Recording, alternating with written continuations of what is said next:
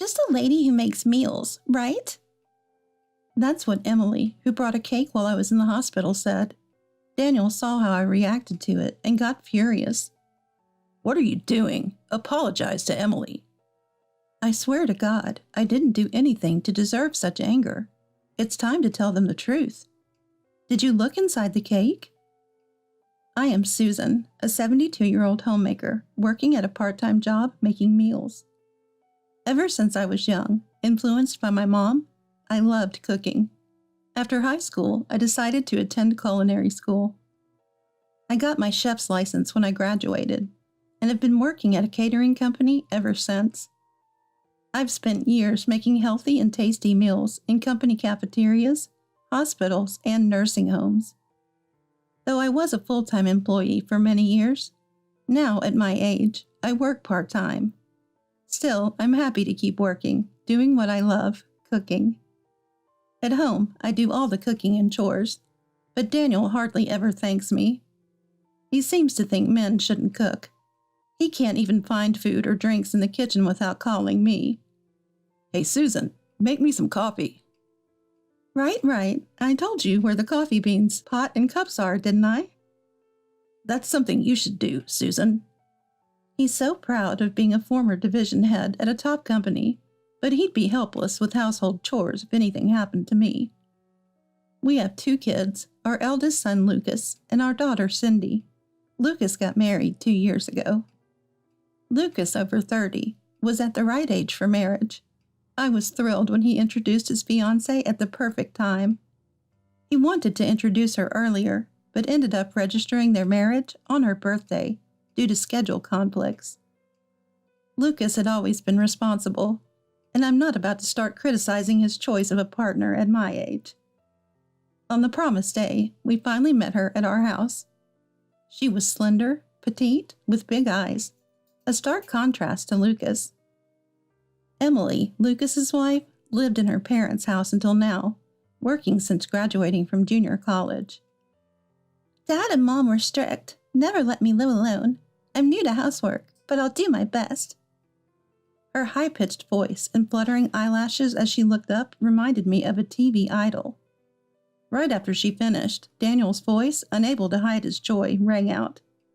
That earnestness is wonderful. Just be yourself. Her earnest and cute demeanor immediately won Daniel over, even after just one meeting.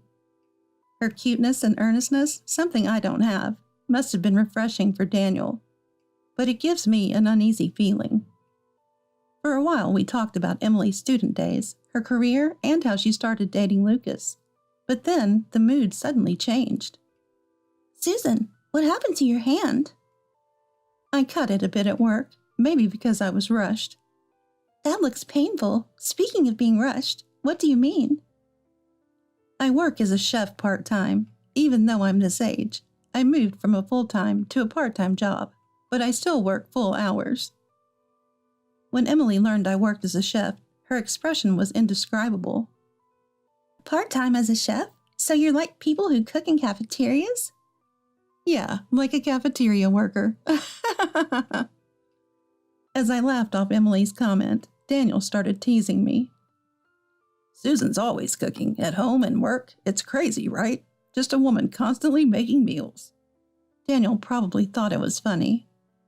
Normally, Lucas would chide Daniel, but he was in the bathroom, leaving no one to stop Daniel's prattle. I was so taken aback, I couldn't say a word. Then, to my surprise, it was her who made things worse. Just a person who cooks meals, that's true. I only cook for my beloved Lucas, so it's fine. Her words shocked me, and I was speechless. But she casually continued talking to Lucas when he returned from the bathroom. I was just hearing about it, but Susan's such a hard worker. I'll take a leaf out of her book and do my best, too. Even after Lucas and Emily left in the evening, I couldn't shake off the feeling. The way they belittled the job I've been proud of for decades. The facade they put on in front of Lucas made me slightly uneasy. I thought Lucas and Emily, and we as a couple, were on good terms. We would give them souvenirs from trips, share extra dishes I made. We even celebrated birthdays with nice dinners. But the more I interacted with them, the more irritated I became with Emily. We're connected as friends on social media, and even her posts bother me. In a post about celebrating Daniel's birthday at a restaurant, I was unnaturally cropped out of the pictures. She even posted about the plum wine and cheese I made as if they were her creations. Annual plum winemaking. Looking forward to drinking with my husband. The cheese should be right by now. Made it with love, so it must be delicious. Emily, as a meticulously living homemaker, is gaining followers. Her posts quickly attract many comments. I was staring at the screen, filled with comments praising Emily. Surely no one realizes that she's claiming someone else's work as her own. Isn't it embarrassing to blatantly lie about making something yourself? I thought it over, but decided it didn't really affect me, so I should just maintain a polite distance. However, I soon realized Emily was more dangerous than I thought. I had some concerning results in a health checkup and had to see a specialist at a major hospital. They diagnosed me with cancer, and I had to be hospitalized for tests and treatment. I'm going to be in the hospital for a while for cancer treatment, so please take care of the house. How convenient for you to just decide to be hospitalized and leave the house stuff to me. How can he say such a thing when his wife is ill and going to the hospital? But arguing with Daniel would only cause more trouble, so I held back. Don't say that. I'd be happy if you could visit me sometimes. Who'd bother to visit you? I don't know the first thing about running the house. Right, maybe Lucas would know better than you. I talked to Lucas, and he promised to visit me between work, which relieved me. Since there were still a few days before Lucas's visit, I decided to gather the laundry and other things I needed help with.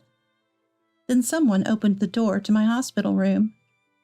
I heard from Lucas and was worried, so I came to visit. Emily came into the room, holding a white box from a cake shop near the station. Oh, Emily, you're busy too. I feel bad. Thank you for visiting. Lucas is coming next Sunday, but Daniel hasn't come at all. I'm happy you came. Emily smiling, placing the white box on the table. Get well soon. I bought the cake you said you liked, so please eat some. Thank you. Let's eat it together. But Emily, waving her hands lightly, started preparing to leave. I have some errands to run, so please enjoy it, Susan. Oh, there are 2 cakes in the box. Emily left after a brief chat. Despite her past problematic comments, I was touched she visited and brought a gift. Just as Emily left, Daniel entered the room. Daniel, did you come to see me? I'm here on an errand. Emily was just here, right? While speaking, he plopped down on the chair beside me. Emily just visited. Lucas will come in 2 or 3 days, but she left these cakes as gifts beforehand. She said there were 2. Do you want to eat one? Typical Emily, always thoughtful. I'll have the cheesecake. I felt a sense of unease at his words and suddenly realized my suspicions were correct. I snatched the box back and crushed it into the trash bin at my feet. Hey, what are you doing? Emily bought that cake especially for you. You're really the worst, Susan. Are you trying to make trouble now? I immediately questioned Daniel. Did you look inside the cake? No, I haven't. What about it? He clearly didn't understand what I was getting at. Don't talk about Emily like she's the villain. If you think it's sabotage, then eat the one that isn't cheesecake, right here in front of me. I'd rather not. I don't like whipped cream. Who mentioned cake with whipped cream? Daniel looked confused, seemingly unaware of his odd statement. I only said there were 2 cakes, yet without seeing them, you chose the cheesecake. Isn't that strange? Well, I just guessed it might be cheesecake. It seemed he still didn't grasp the important point, so I decided to enlighten him. Also, after I threw the cake in the bin, I only asked you to eat the non-cheesecake one. What did you say? I don't remember what I said. Ha ha. Daniel laughed, looking away. It was his habit when lying, clearly trying to cover something up. You said you didn't want to because you dislike whipped cream, as if you knew there was a cheesecake and a whipped cream cake. That's just nitpicking over trivial things. You're the one playing dirty. He turned red with anger, trying to dismiss the situation, but I pressed on. You haven't opened the box or seen its contents, yet you knew what was inside. I figured out that you already knew what was in it. Don't be ridiculous. I didn't see Emily buy the cakes. I absolutely know nothing. You can keep denying it. Just try the non-cheesecake one. If nothing's wrong, I'll apologize and deeply regret accusing Emily. Upon hearing deep apology, Daniel's eyes lit up, thinking he had an opportunity to turn the tables. But this wasn't the end of what I had to say. If there's something wrong with the cake, you'll call Emily right away. I retrieved the cake box from the trash and opened it. Inside, just as Daniel said, were a cheesecake and a fruit cake covered in whipped cream. The fruit cake with a lot of whipped cream was a bit crumbled, but still fine for a taste test. I placed it on a paper plate and handed it to Daniel with a disposable fork. As soon as Daniel took a bite, he grimaced and muttered quietly, "Ugh, salty, terrible." The cake is salty, right? I knew it. Now, as promised, call Emily here right now, and don't say anything strange to her on the phone. True to my word, I had Daniel call Emily to the hospital room. Reluctantly, he dialed her number, but his usual cheerful demeanor nowhere in sight. It's no fun for him with me, seeing through everything, watching over his shoulder. He looked like a henchman reporting a failed mission to a boss character. While I was thinking this, Emily soon entered the room. "What's the matter? I rushed over after Daniel's call. Did I forget something? I can be so absent-minded. Sorry." Emily seemed unaware that I had caught on to her plan. I pushed the box with the cake she had bought, now retrieved from the trash, towards her. "Yes, you forgot something. This cake was meant for me, right?" "Of course. I remembered you saying that you loved cakes with whipped cream." "You knew about my taste disorder due to cancer treatment, didn't you?" Emily looked genuinely surprised, covering her mouth with her hand. "Was that the case?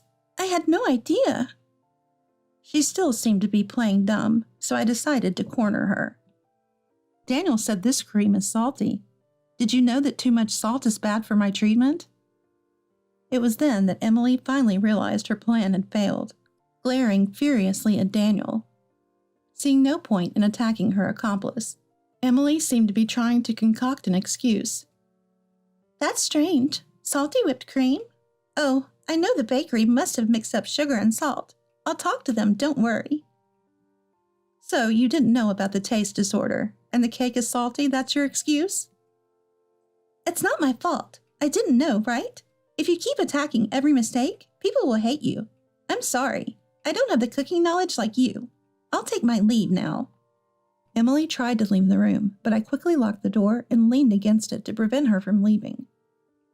"That's something the victim says, not you. You're going to talk to the bakery? After bringing a homemade cake in a bakery box, what will you tell them?"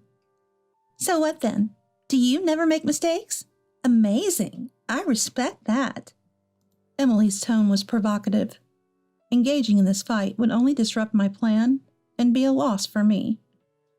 I operated the tablet lying on my bed, opening the search engine. The search history displayed terms like cancer treatment interference food, salt accelerates cancer, taste disorder salt. It's odd. This tablet has search history I don't recall making. "Are you sure you're not mistaken, Susan?" "I haven't used this tablet recently. The history seems to be from around the time you and the others visited during the New Year. I remember. You wanted to watch a live stream of a TV idol using this tablet." I didn't miss Emily's face twitching. "You mean to say I searched about cancer progression when I just borrowed it? Stop making false accusations." "It's not an accusation. It's a fact. Look, this icon? It's your favorite TV idol. Seems like you forgot to log out." Emily, seeing the icon, looked anxious, her hands trembling. "I knew you disliked me, but there are limits to what's acceptable, right? This is like poisoning. It's a crime." Emily, labeled a criminal, became furious. "I did nothing wrong. You have always been nasty to me. I just showed you that being able to cook doesn't mean you're superior. Be thankful. I couldn't recall bragging, nor did I talk much about work or cooking with Emily. A few times I brought homemade cheese and side dishes with me. I never intended to boast. If my stories made you uncomfortable, I apologize, but that doesn't justify your actions. Emily lost her composure in the hospital room. You don't get it, old woman. Think you're so great just because you can cook? Getting all proud over tasty dishes? Breathless, Emily was joined by Daniel, who suddenly interjected. He had been like a ghost in the corner until now. Exactly. Women should be charming, but you, always working, never showed any desire to protect the home. Just because you have cooking qualifications doesn't mean you can be arrogant. Daniel, you're still here. You're really siding with Emily. I knew you were here to ensure I ate the salt-laden cake. So what if I am? It's none of your business. I might soon be living with Emily and Lucas. You can manage on your own, so you should just quietly live somewhere else. So, in my absence, Daniel, Emily, and Lucas had arranged to live together. This was news to me, and Daniel's tone made it clear he wanted me out of the house fast. Daniel, have you lost your mind? Living together must be Emily's idea, right? Yes, unlike you. She's kind and approachable. She felt sorry for me being alone at home, because you don't take care of things properly. That's why I always insisted Daniel learn to do things around the house himself.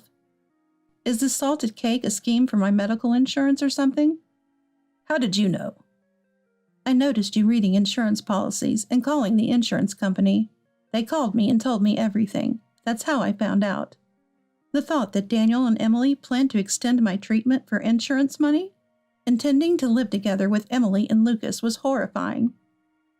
I was lucky to discover their plan through the search history and the call from the insurance company. What if I hadn't noticed? I shudder to think. Lucas, unaware of Daniel and Emily's scheme, was appalled at their malice towards me and my treatment, and decided to divorce Emily. She complained a lot about not wanting to divorce.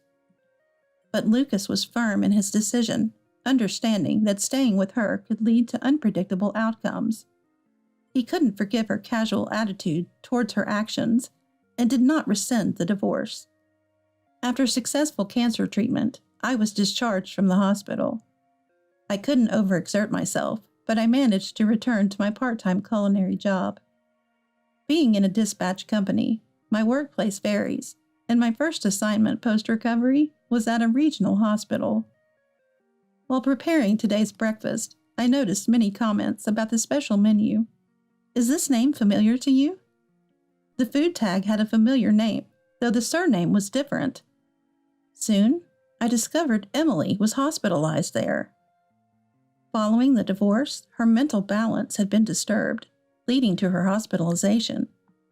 She's become notorious among the staff for complaining about meals and daily life.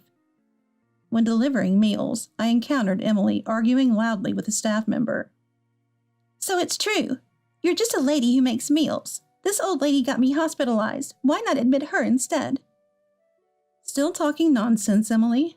I have work to do and can't spare time for you. Among the staff, Emily was now widely disliked and treated as a troublesome patient. Oblivious to how her actions had made her so unpopular. She hasn't changed, always finding excuses and unable to face reality. With the divorce, Daniel and Emily's plan to live together fell through.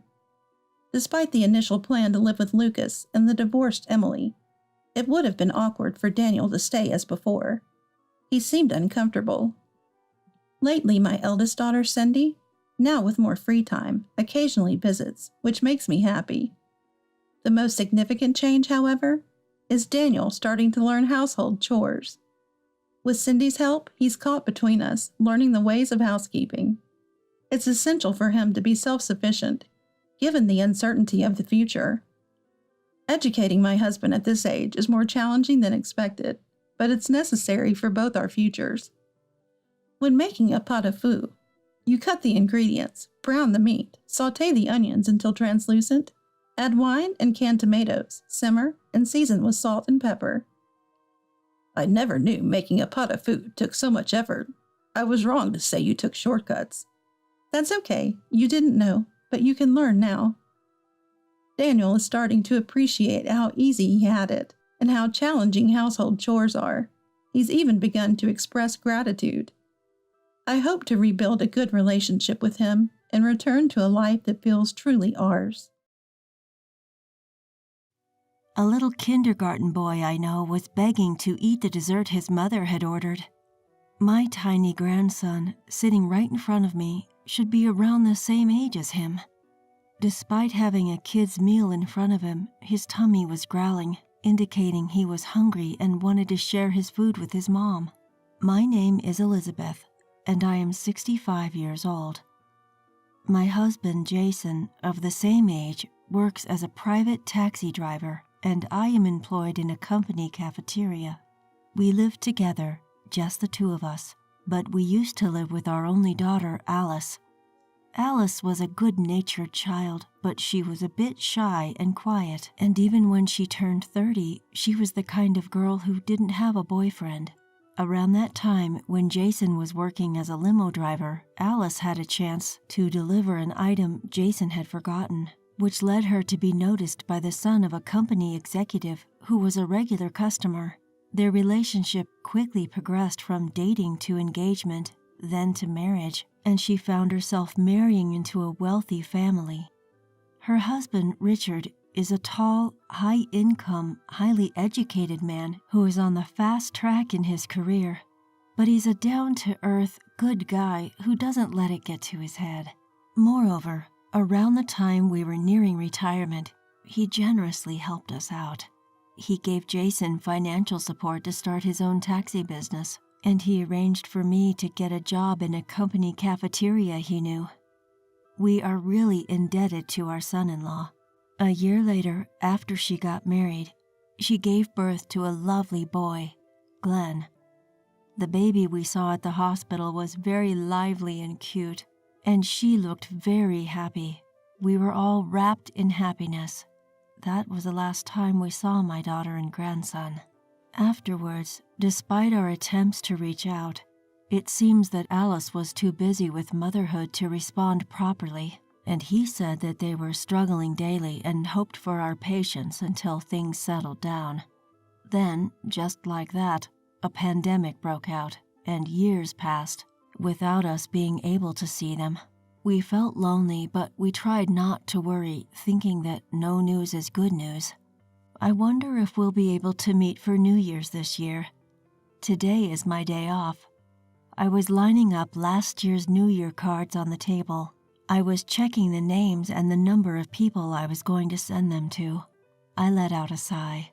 Whether it's because they know that my husband, a taxi driver, is busy during holidays like New Year's, my daughter and her family never come. You might think I could just go to them, but since we've been asked to wait, I can't just go see them on my own. The only time I get to see my daughter and grandson's faces is in the once-a-year New Year's cards they send. The cards have photos taken at a studio. It's a rare chance to see their faces, but it always irks me a bit to see them with formal, nervous expressions and clothing. I want to see what you all look like in your daily life. The photo in last year's New Year's card was just like the ones from every other year, even though the cards I received from colleagues and friends featured pictures of their children beaming. Oh well, what happens in other households is their business, and what happens in ours is ours. In about an hour, my husband, who was on the night shift, will finish work and come home. He requested a hot pot for dinner because it's cold due to the snow today, so I suppose I should start preparing lunch soon. As I tidied up the New Year's cards and rolled up my sleeves, that's when it happened. Ding dong. The intercom rang. I hadn't ordered anything, nor had I arranged to meet anyone. What could it be? With a question mark hanging over my head, I quietly opened the door. There, standing in the falling snow, were my daughter, who looked a bit worn out, and my grandson, who'd grown so much, side by side. It's been a while, Mom. What are you doing here all of a sudden? If you were coming, you should have told me. Well, come in anyway. It's cold, isn't it? I invited them in and closed the front door. There were many droplets of water on their shoulders. As I handed them a towel and beckoned them inside, that's when it happened. She placed her hand on the entrance frame and bowed her head so low that it seemed like it might scrape the floor. What are you doing? Please, Mom, I need you to look after Glenn for a while. Eh? The unexpected words caught me off guard. After asking again, it turned out that her husband was working remotely and he found it distracting to have a small child around. She wanted me to look after him until his working days were over. Don't blame it on the child. I found myself raising my voice and quickly glanced at my grandson. He stood stiffly, his eyes downcast, as if he hadn't heard. I prompted my daughter to raise her face and spoke in a lowered voice. Besides, we're not prepared for this at all. And what about preschool? He's taking a break from preschool for future exams. Just don't ask any questions. Take care of him. I have to go back to my husband, but I promise I'll come and pick him up. Please. Please. She gripped my shoulder so painfully. She's so desperate. Feeling a sense of incongruity at Alice's behavior, I decided to take care of Glenn if she was begging like that. Thank you, Mom. Her face brightened and she hugged her son with a relieved expression. We'll come pick you up when we've settled down. Until then, stay here with your grandma and grandpa. It's okay. They're both very kind people. After comforting her son, she bowed to me again and left.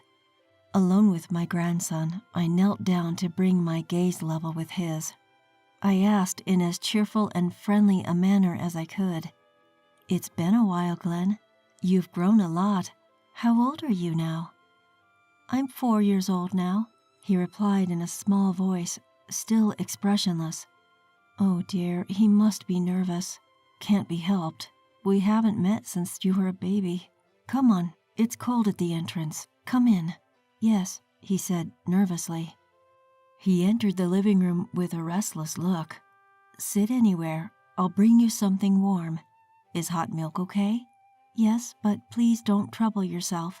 He used formal language. I tilted my head at his grown-up phraseology. As I warmed the milk in the microwave, I put a tea bag in my mug and poured in hot water. Returning to the living room with the 2 mugs, I was surprised to see him sitting on the floor with his backpack rounded. Hey, the floor is cold, isn't it? Come, the sofa is open. This is your mom's childhood home, so it's also your home. Make yourself comfortable, okay? When I handed him the hot milk, he said, "Thank you," and timidly sat down, only half sitting on the edge. I wonder how I can make him relax. As I thought hard, my gaze fell on the backpack at his feet. Hey, did you bring a change of clothes? May I take a look at what's inside your backpack? There might be his favorite toy or something inside. It could be a conversation starter. When I asked with a smile, Glenn handed me the backpack. Does that mean it's okay to look inside? There were a few sets of clothes, underwear, important items like health insurance cards and a mother and child health handbook in the backpack. There were no toys, but instead there was a pencil case and 3 toddler activity books. That's impressive. Are you working hard on your studies? Maybe his grown-up way of speaking is for school applications? My admiration made him nod slightly, biting his lip. I have never experienced elementary school admissions. I would think that it's enough for a child of this age to be able to write alphabet letters, but judging from his reaction, I guess not. I grimaced at the indescribable heartache. As soon as I impulsively reached out to pat his head, he visibly flinched. Seeing him turn his face away from me, shrink in an attempt to protect his head, I withdrew my hand. Oh, I'm sorry. It's scary when someone suddenly tries to touch your head, isn't it? I can't help but force a smile. He nervously looked up at me and muttered, I apologize, in a small voice. Oh, I'm the one who should apologize. I'm sorry I startled you. You look like you've been out in the snow, so let's get a bath ready. I'll make lunch now. You can relax and do as you like, okay? As he slowly stood up, he nodded in silence, and as soon as I left the room, he started working hard on his activity book with a rustling sound. Seeing him like this, I can't help but frown. I wonder what kind of life my daughter and him have been leading. From the way he talks to the contents in his backpack and his attitude, it all makes me uneasy. Is it the pressure of school admissions? Anyway, I can't bear to see him so tense all the time. I'm going to be living with my adorable grandson for a while. I would love to see his innocent smile. I decided to change the lunch menu on the spot. I fried the shrimps I had bought, stir-fried the chicken and onions with rice, and sweet glaze for the carrots. As I was doing this, a voice announced that the bath was ready. I stopped my hand and called out to my grandson. "Glenn, the bath is ready. The activity book. You need to take a bath and warm yourself up first." With that said, a realization dawned on me. Wait, can you take a bath by yourself? Can you wash your own head and body? If it's too difficult, you might need to wait for your grandpa so he can help you. He should be home in a little while. But Glenn shook his head. "No, it's okay. I can take a bath by myself." Oh, he stopped using formal speech. I felt my cheeks relax at this unexpected change. Holding back a smile, I kindly said to him, "That's good to hear. I still have work to do in the kitchen, so you'll have to go in by yourself, okay? Take your time and warm up." I took him to the dressing area and handed him a towel. I showed him where things were, told him to press the call button in case of anything, and then gently closed the door. I could hear the sound of the shower. It seems like he's all right. I returned to the living room, my worries put at ease, and continued with my kitchen work. Side dishes that I haven't made in a dozen years line up on the kitchen worktop. As I finished arranging the various dishes onto the largest plate we had, I heard my grandson's footsteps as he entered the living room. Just as I was about to tell him that dinner would be ready soon, I heard the front door open. Soon after, my husband's surprised voice asked, "Whose shoes are these?" Glenn's shoulders trembled. "Hey, there's small shoes in the entrance. Who is the boy?" Jason stared in wonder when he entered the living room. "Welcome home. This is our grandson, Glenn. He's 4 years old now. Hasn't he grown? Alice brought him today, and she asked us to look after him for a while." I gently pushed his back. He bowed his head. Good evening." "Glenn, you've grown up a lot. Remember me? I'm your grandpa." Looking at my husband, who said this with a broad smile, he subtly looked at me. I smiled back at him. "I'm sure you're cold too. Take a bath before it gets cold." "Have you finished taking a bath, Glenn?" "Look closer. He's already done with his bath." After quickly sending off Jason, Glenn stared at us with a dumbfounded expression.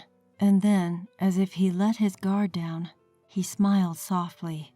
See, he's just a boy his age when he smiles.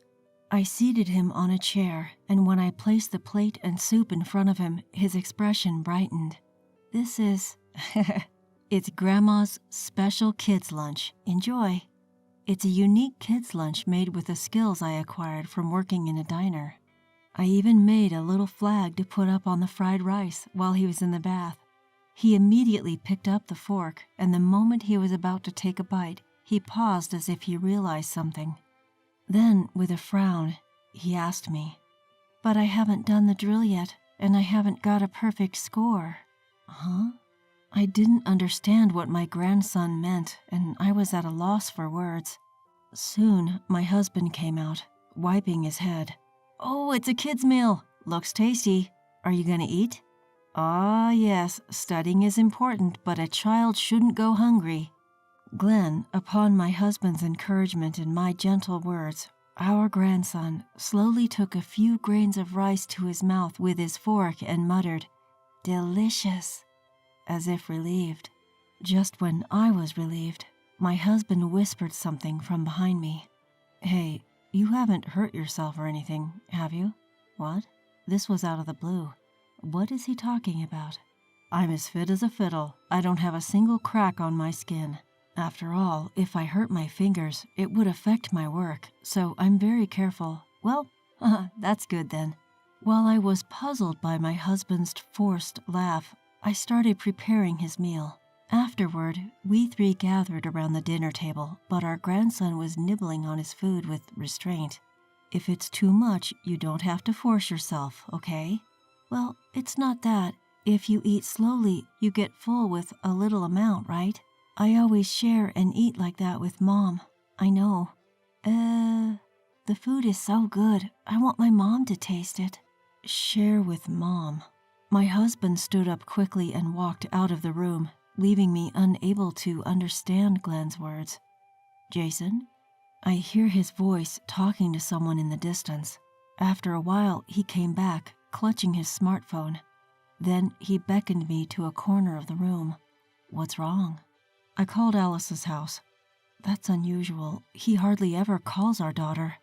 I dialed the landline, glad that she answered. What does he mean? Before I could ask, my husband continued with a serious look. Listen, don't raise your voice about what's about to happen. Just stay calm. I didn't understand, but I felt a cold sweat running down my back from the intensity I had never seen in him before. With a smile, he kneeled next to our grandson and said gently, Glenn, do you love your mom? He nodded slightly. Then, do you love your dad? As soon as he asked that, Glenn bit his lip, looked down, and started trembling. Glenn. When I rushed over, he looked at me as if he was desperate for help. I understand. I'm sorry, Glenn. Your grandparents are on you and your mom's side. It's okay. Let me roll up your shirt a little. My husband rolled up his shirt. Seeing the numerous painful marks scattered on his soft skin, I swallowed my scream that was about to burst out. So many welts and scratches. Furthermore, blue and red bruises were scattered all over.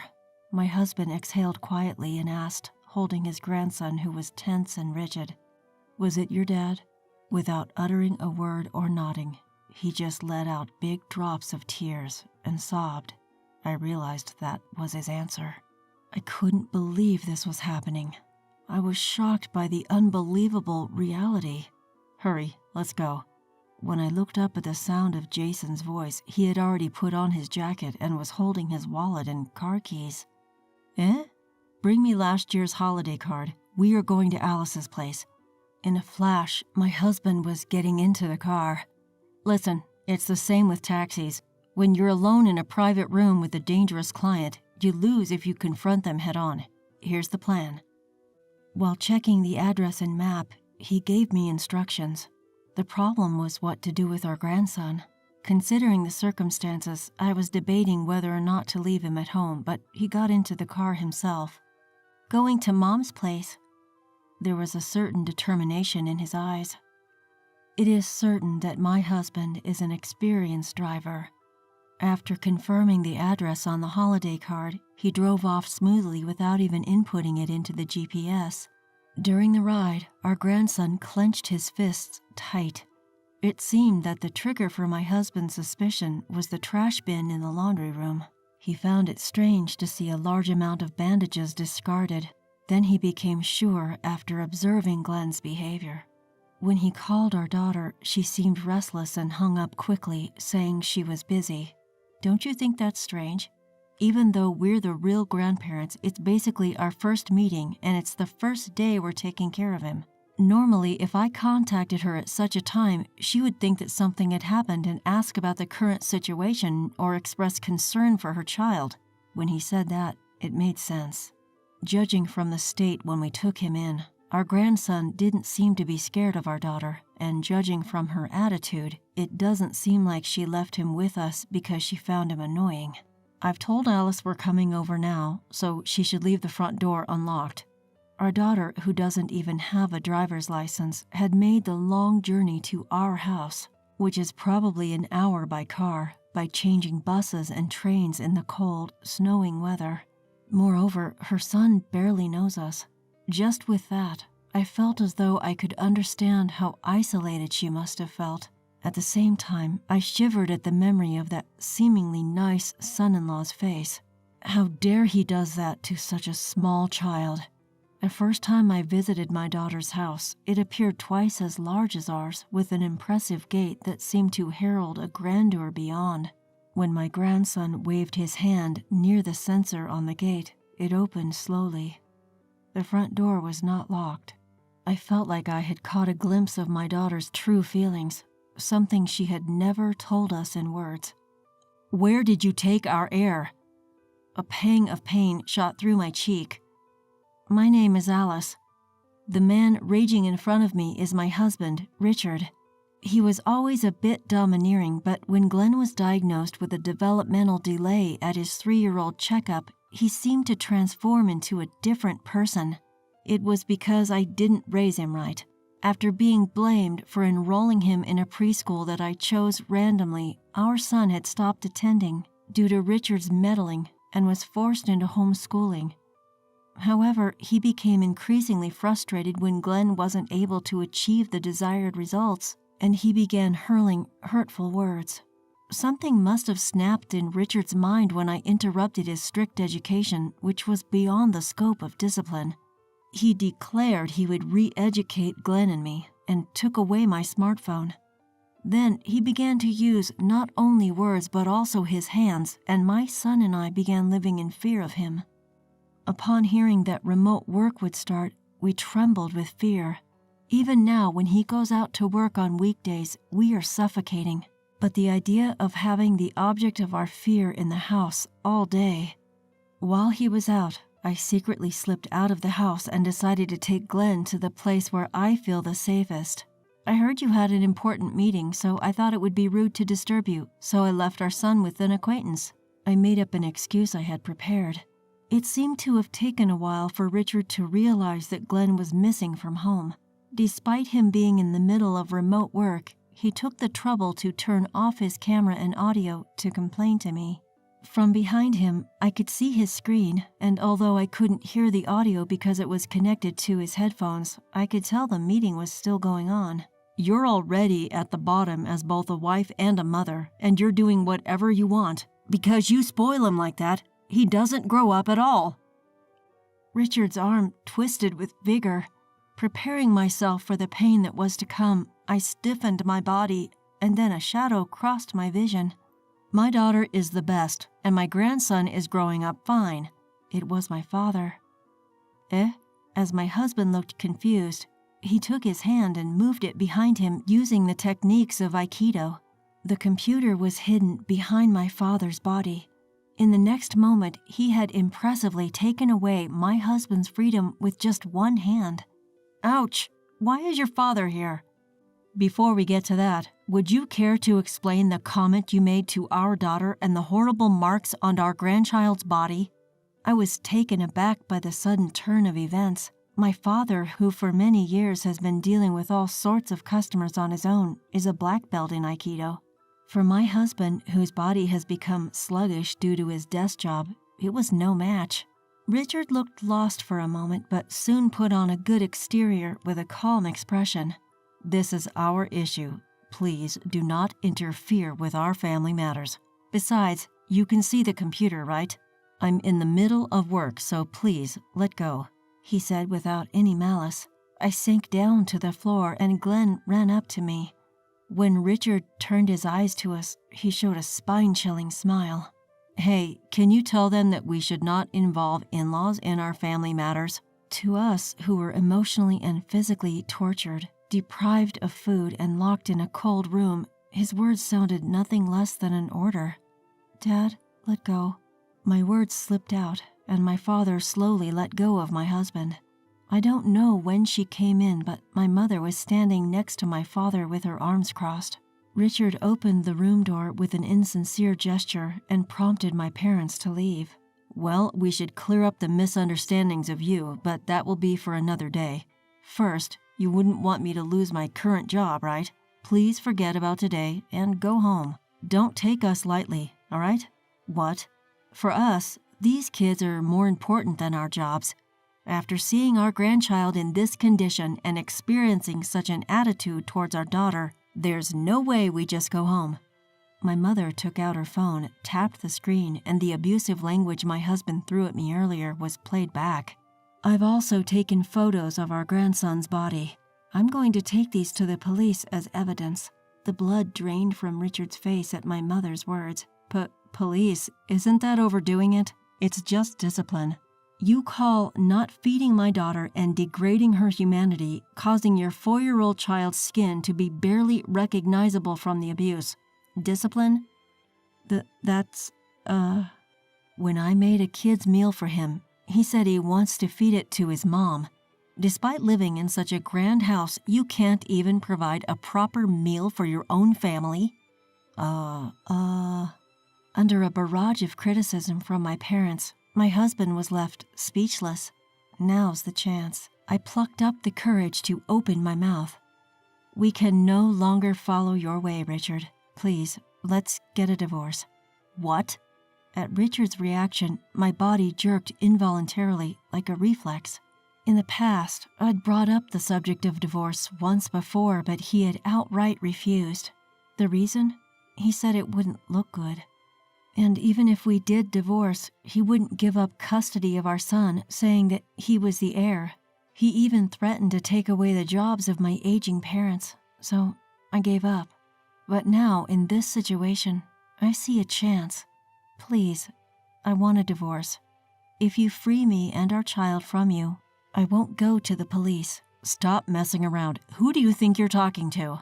At Richard's roar, our son squeezed his eyes shut. You're always so disrespectful. What do you think would happen to my reputation at work if I got divorced?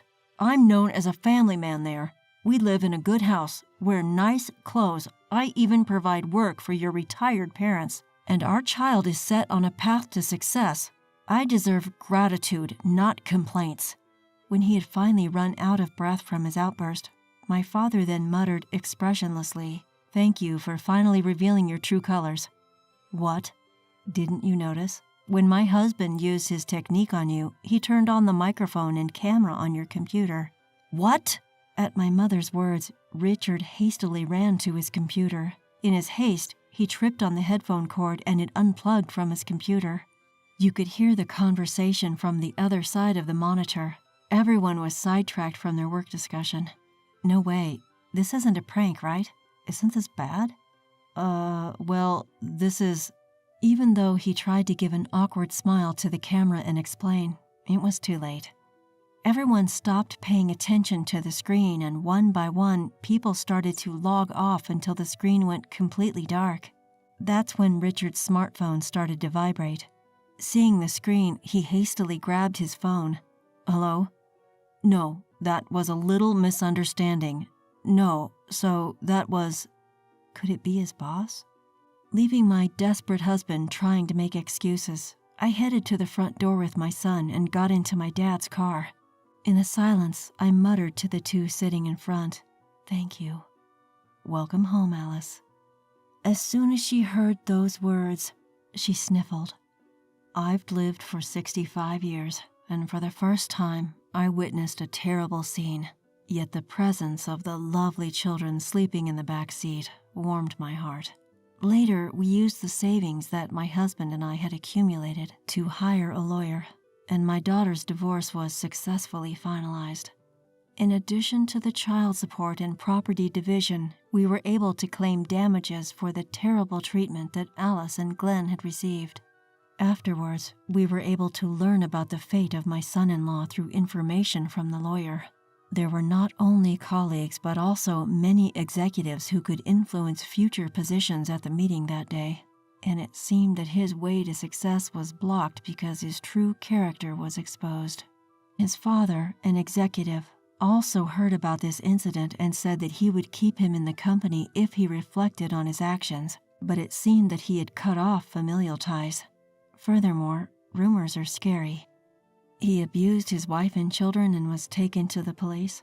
He seems to have been arrested before, and other rumors started to circulate, and he was treated as a dangerous person.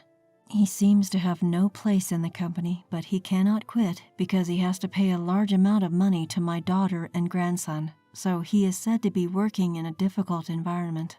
In order to completely cut off contact with him, my husband handed the same amount that we had received for help to him, and I decided to quit my current job and start working at a local diner. By the way, my daughter also started working at the same place. She laughs that the meals are delicious and she has gained weight. She seems to have completely recovered. Recently, a healthy menu she came up with was a hit with female customers, and she is happy to receive a temporary bonus. As soon as the marks on my grandson's body healed, he transferred to a local public kindergarten. Because there are fewer children, it seems that they can carefully interact with each one, and I was surprised that the things he can do are increasing day by day. He doesn't seem to be very good at studying, but he likes crafting and makes works using waste materials whenever he has time. Thanks to that, our house is like a small museum. Even now, I still make kids' meals on my days off. Since he eats a full meal and even asks for seconds, it's a lot of work and volume, but I'm not bothered at all because the joy definitely outweighs it.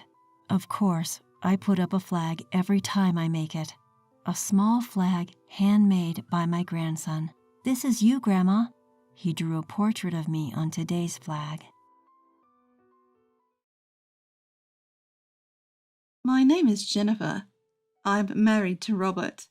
Robert has a younger brother named James, who's 3 years apart from him. The woman that James brought home as his future wife turned out to be incredibly inappropriate. "Hey, I'm getting married." James looked genuinely happy when he said this and introduced us to his fiancée. "Hi, I'm Elizabeth. Nice to meet you." Elizabeth was a flashy dresser, decked out in designer brands. Her makeup and nails were bold, making her a little intimidating at first glance.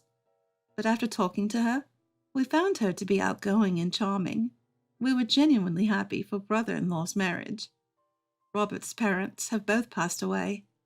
His mom died when he was in 7th grade, and his dad died 2 years ago. So neither Robert nor brother-in-law have parents anymore.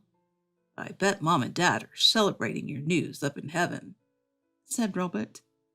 "Look, I've been depending on you for so long, Robert. I don't expect that to change once we're married." Brother-in-law added, "Don't say that, or I'll be taking care of you forever." Robert replied, both of them laughing joyfully. They had always been close brothers who discussed anything and everything. "So, where are you guys planning to live after getting married?" I asked, still absorbing their sudden engagement news. "We're thinking of building our own place. The thing is, I travel a lot for work, so we're still undecided on where to build." My brother-in-law answered my question. Since he often had to travel for work, he had a tough time deciding where to live. "We don't have reliable parents to lean on. If we live near each other, we can help one another if something happens." I agreed. My parents live far away, and Elizabeth, his spouse, seemed to have no parents around either. "That sounds like a good plan." "Yeah, but properties around here are expensive. We're not rich like Robert, so it's a tough call." The idea to live nearby was a casual suggestion, but they took it seriously and moved into a house relatively close to ours. After they settled in, we frequently had barbecues and drank together. It was a good time. Months later, they were blessed with a baby on the way. But tragedy struck the elated brother-in-law. On his usual trip back from work, he fell asleep at the wheel and passed away. Robert was consumed by grief over the sudden loss of his beloved brother. Elizabeth, on the other hand, didn't seem that devastated. Normally you'd be distraught, especially with a baby coming. But not her. She did cry, but it looked fake, making me wonder. Feeling uneasy, I reached out to her. "If you need anything after the baby comes, you can always rely on us. We'll support you in any way we can." "Thank you." That was the last we saw of Elizabeth. Months later, we received a birth announcement from her and went to visit. But she said she was too busy to invite us in, so we left the gift at the door and went back home. It's crazy that we couldn't even see the baby when we came to visit. "Absolutely. Our distrust towards Elizabeth only grew. After that, it felt like she was avoiding us. Any time we reached out, she claimed she was too busy to meet. Then, before we knew it, a year had passed since brother-in-law's death. Out of the blue, Elizabeth showed up at our house. "It's been a while, Jennifer." "Long time no see. How have you been? What brings you here all of a sudden?" "I came because I need some advice." "Is Emily not with you?" "Emily's at preschool. Being alone at home with her all the time was driving me crazy, so I enrolled her right after she was born." "Oh, I see. Are you working then?" "Working? No way." "Oh, okay. Good on you for managing preschool then." "I got her in because I was diagnosed with depression after my husband's death. I got a doctor's note and everything." "Wow, didn't know that was an option." "Anyway, the reason I came today is that I need advice." "Right, what's going on?" Then Elizabeth's next statement left me shocked. "Would you mind paying our property taxes?" What? What? Property taxes? Where is this coming from? "We don't have money to pay the property taxes." "Why would you think we'd pay it for you?" "You said we could ask you for anything, didn't you?" "Well, yes, but..." "Plus, you guys were the ones who insisted we live on that land." "We never insisted." "Regardless, property taxes for that land are higher than other places, and it's really causing us problems." "Why don't you just work a bit and pay it yourself?" "I can't work." "I've even got Emily in preschool, based on the excuse that I can't work due to mental illness." "That's not our problem." "Please, if we can't pay the property tax, we won't be able to live in that house." "Look, I don't know all the details, so I'll discuss it with Robert when he gets home." "Please do." After showing up out of the blue and making such an unexpected request, Elizabeth left. When Robert got home, I told him about Elizabeth's sudden visit and her asking us to pay her property taxes. Of course, Robert was surprised, but he was also angered by her audacity. A few weeks later, we invited Elizabeth over to our house to discuss something important. We timed it so that her daughter Emily was at preschool, allowing the three of us to talk. Elizabeth arrived in a good mood. She probably thought we were going to help her with her property taxes. "Robert, it's been a while." Elizabeth greeted. "You seem well. I heard from Jennifer, but let's hear it from you. What did you want to talk about?" "Well, I hate to be a bother, but I came to ask for help with the property taxes." She admitted. "Why can't you pay them yourself? Is there a reason?" "I'm still dealing with emotional stress and can't work. And with a young child, I just don't have the money for the taxes." "So, you can't handle unexpected expenses?" "Exactly. The property taxes are way too high. After all, it was you guys who decided we should buy that house on that land, so it's your responsibility too. Help us out." "Why don't you have the money in the first place?" "I'm a single mom. It's tough. Survivor's benefits alone don't cut it. I'm barely making ends meet and can't handle sudden expenses like taxes." "You're lying about not having money," Robert retorted. "I'm not. I lost a breadwinning husband. Are you out of touch with reality?" You think I don't know anything?" Robert said something rather cryptic. Hearing those words, Elizabeth's expression changed slightly. "Whoa, you're scaring me, Robert." "You're getting more than just survivor benefits, aren't you?" "What are you talking about? That's all I get." She defended. "It's pointless to lie. I know everything. You're getting money from life insurance, too." Elizabeth remained silent. "My brother had life insurance, you know. He was insured for about $1,000 a month until about age 60.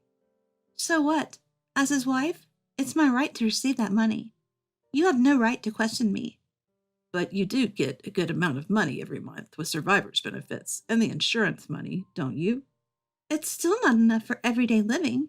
We have a mortgage." "You've paid off the mortgage, haven't you? Don't you also get various other forms of assistance? How do you know all this? My brother consulted with me about everything, especially financial matters, so I know it all. I see. But like I said before, I'm his wife and Emily is his daughter. How we use that money is none of your business. Fair point. But since money is coming in, you should manage it properly and pay your own taxes. Robert, you work for a big corporation and you're rich. Why can't you just help us out a little? You're being too stingy. Elizabeth still seemed unconvinced. Listening to this conversation, I finally understood why Elizabeth, even after losing her husband, continued to live lavishly without working. I can't complain. That money was something her late husband left for her. But Robert wasn't done talking. That's when I came to know an unbelievable fact. So earlier, you said the kid is James's. Is that true? What? What are you talking about? Of course it is. Well, that's good. Because if it's not, we have a big problem. Isn't that quite rude? I just lost my husband. Don't start accusing me of things. I, who had been silently listening, quickly interjected. That's crossing the line, man. But Robert continued. You see, my brother consulted me when he found out about the pregnancy. What about? He said that judging by the due date, there's no way the child could be his. What do you mean? He was always on an extended business trip and hadn't been home during that time. He was worried that the child might not be his. That's absurd. I thought so too initially. James said there was no evidence of an affair. Then he passed away before we could gather any. So it was a misunderstanding, right? After James was gone, I couldn't shake off the thought, so I investigated. Investigated what? Whether you had been unfaithful, Elizabeth. My jaw dropped. Next to me, in a state of shock from his newfound information, Robert continued speaking to Elizabeth. I was planning to take my time gathering evidence, but since you came to our home, I hurried my investigation. And what did you find? You're living with another man now, aren't you? So what if I am? He's someone I started seeing after my husband passed. I see. I was wondering if the man you're living with is the child's father, but it turns out he's not. Emily's father is your brother. Do you have any proof? Sorry to say, I approached Emily and the man at the park and got a single hair strand from their clothing. That's creepy. I do feel a bit guilty, but it's for my brother. And what did you do with it? James is no longer with us, so I submitted the hair along with mine for a DNA test. According to Robert, even if it's not from the father, a close relative can provide enough genetic information for a paternity test. And Robert went on. The test showed that Emily is not James's child. Elizabeth looked down, unable to speak. And then she finally spoke, almost in a whisper. So what does that mean? It's heartbreaking for James. Speaking ill of the dead accomplishes nothing. Maybe, but since my brother can't find justice, I plan to file a lawsuit against you and your lover for damages. What? What are you talking about? We're getting married soon. Oh, really? Well, that makes things easier. What does? Since the house is already paid off, you should just sell it. Then you can use that money to pay for both your compensations. Why should I? If you can afford the compensation, you're welcome to stay. But your fiancé doesn't work, right? How do you know that?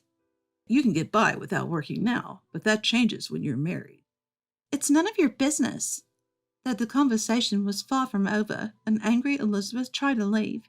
Robert spoke up. I'll handle the property taxes for you. I'll also start the process for selling the house. Angry Elizabeth stormed off and eventually sold the house just as Robert suggested.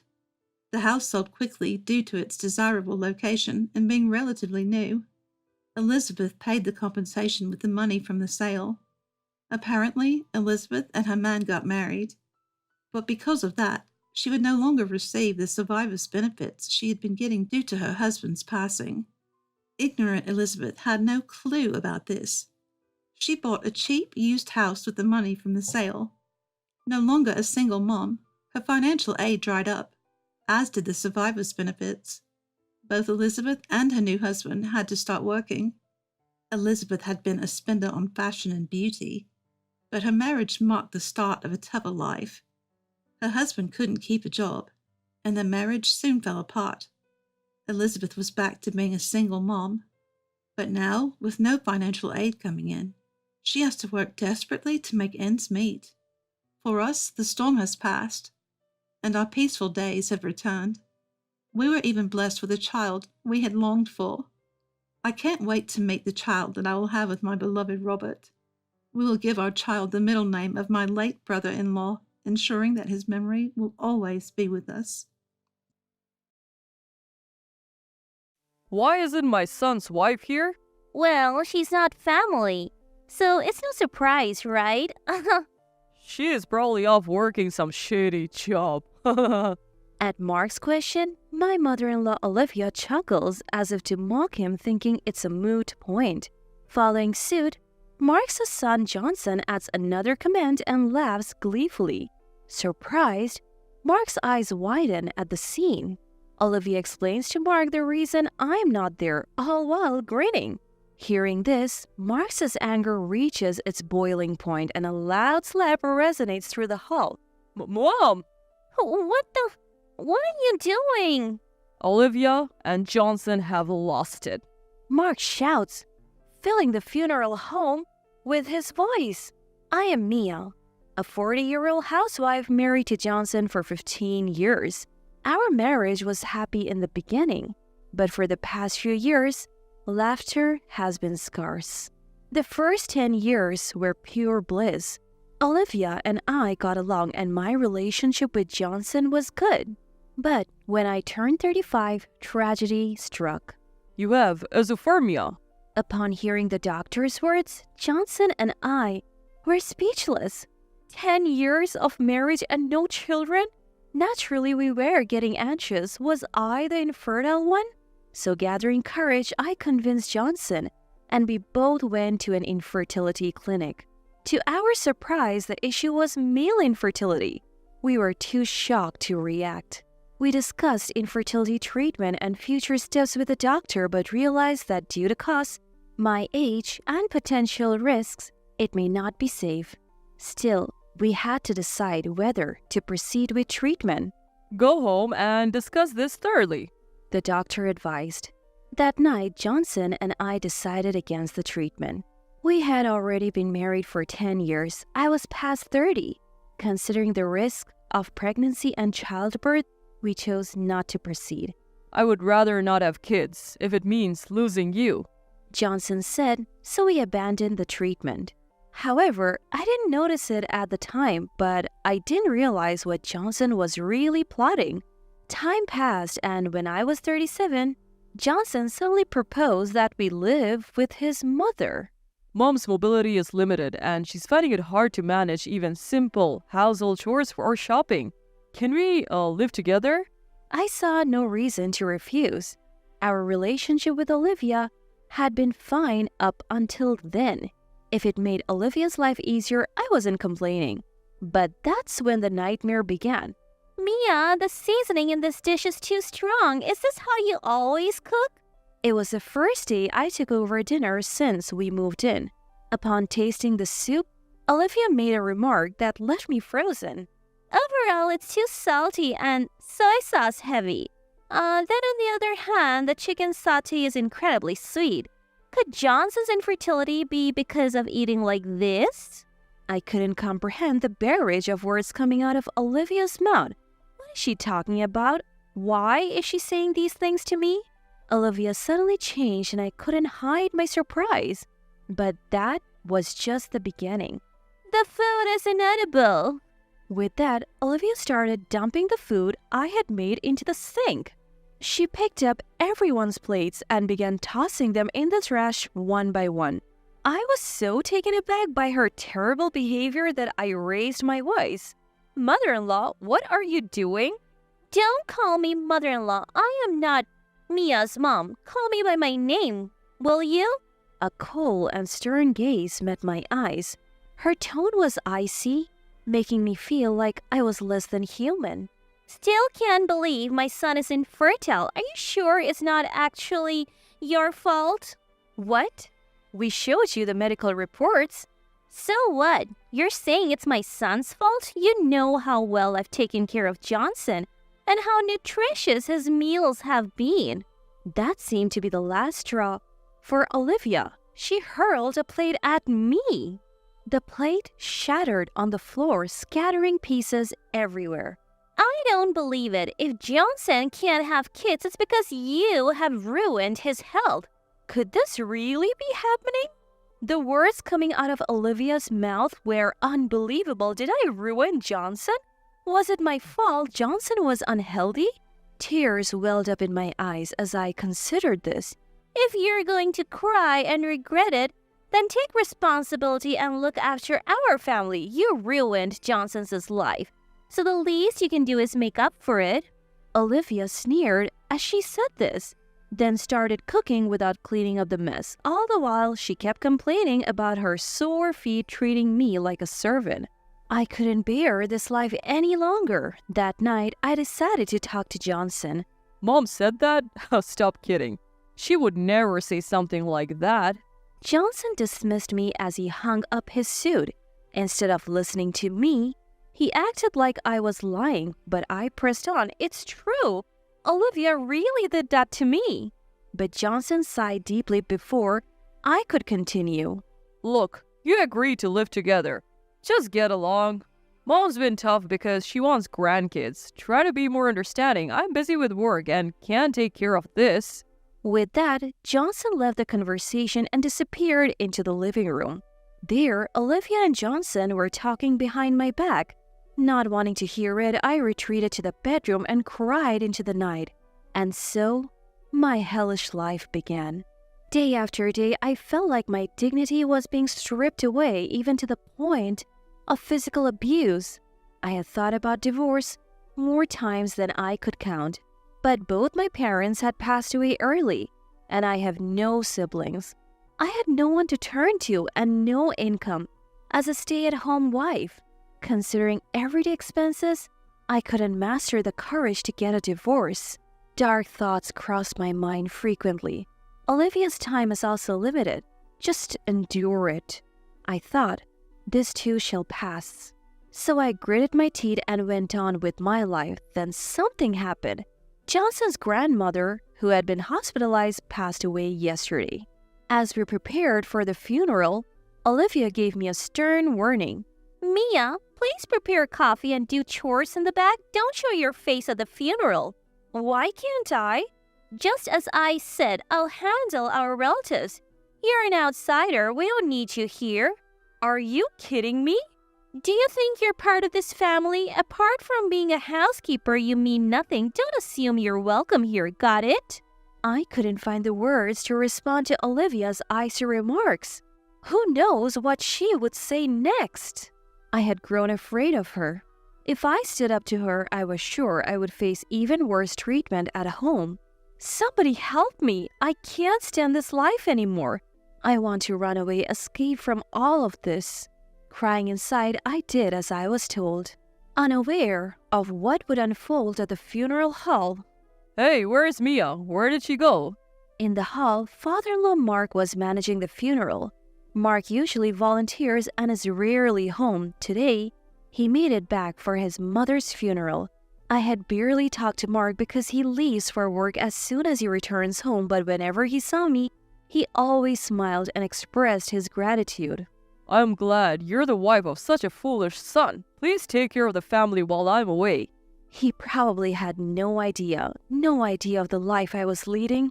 That's why Mark's smile was my only comfort. His kindness was a reminder that not everyone was against me. Where's Mia? Maybe she's around somewhere. Olivia responded dismissively. Why isn't my son's wife here? She's not family, so obviously she's not here. That useless woman is probably doing chores in the back. Upon hearing Mark's words, Olivia scoffed as if to mock him. Johnson gleefully chimes in as if riding the wave of the moment. Mark's eyes widen, clearly puzzled by what he's seeing. Olivia and Johnson. What are you even saying? Well, Isn't Mia just a housekeeper who's helping out with mom's care? exactly. We can't just invite someone like that to a family-only funeral. Stop making us state the obvious. Marx's response is a loud slap that reverberates in the air. Mom! What the hell are you doing? Olivia and Johnson have lost it. Mark shouts, his voice echoing through the funeral hall. You think you would be where you are without whose help? I heard Marx's voice even while I was doing some chores in the back, making me jolt as I was washing a teacup. Did I just hear Mark? I contemplate going to the hall, but the words Mia said earlier make me hesitate. I don't want to get yelled at. Suddenly, the door bursts open. Startled, I let out a small shriek. An anxious staff member walks in. You're part of the family, right? Could you please help us settle a problem? What's going on? I don't know, just come to the hall. Apparently, there is no time to explain, so I am hastily escorted to the hall. As soon as we arrive, I see a few male relatives holding Mark back. Mark, what happened? Mia, why didn't you speak up? I rush over to Mark, who shakes off the men and grasps my shoulder.